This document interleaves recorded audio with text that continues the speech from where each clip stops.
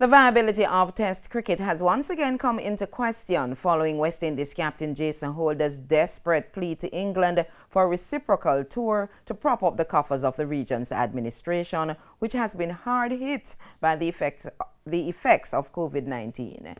But as we hear in this report, the ripple effects of cricket's economy may be bigger than just the bigger nations touring smaller territories.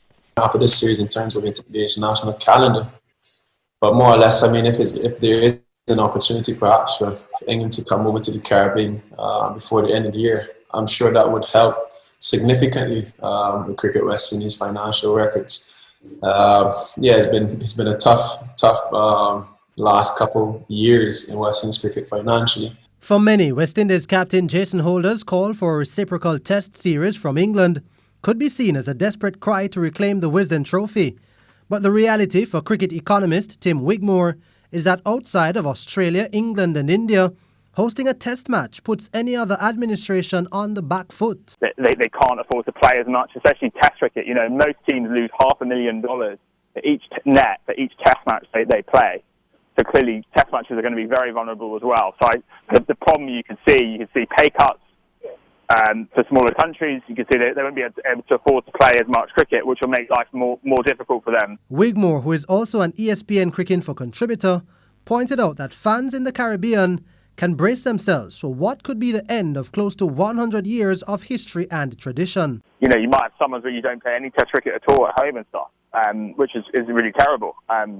So that's the risk. I think ultimately you have a situation where, accelerating what's already happened in the West Indies, really, you go more and more into T20 because that's the format that makes the most money.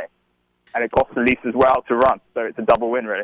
The Englishman added that the playing field is never level, but for the region, it's best to find an alternate route. You could get a great list of T20 IPL players just from Trinidad alone, and Jamaica, indeed, as well. And they're not really getting compensated enough. And I think, you know, grassroots cricket in the West Indies, if you producing top players, you know, producing Andre Russell and Chris Gale, Sheldon Kocher, who go on and, you know, are IPL stars, I think more money needs to go back to those clubs that are produced at the grassroots to keep that pipeline going. Regardless of the current economic climate in the sport, Wigmore, who was speaking on Hits 92 FM's Sports Grill, wants a bigger reform from the world's governing body, the ICC.